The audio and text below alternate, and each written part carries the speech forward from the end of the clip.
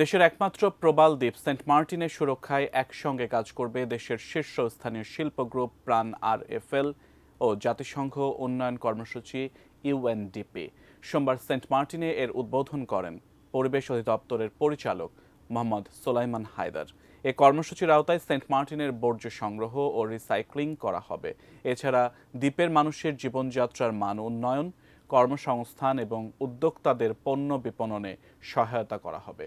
পাশাপাশি এ উদ্যোগের আওতায় দ্বীপবাসীর জন্য সুপেয় পানির ব্যবস্থা করা, জনসচেতনতা সৃষ্টি করতে নানা ধরনের কর্মসূচি এবং পরিবেশের ভারসাম্য রক্ষায় দ্বীপে বৃক্ষরোপণ কার্যক্রমও পরিচালনা করা হবে।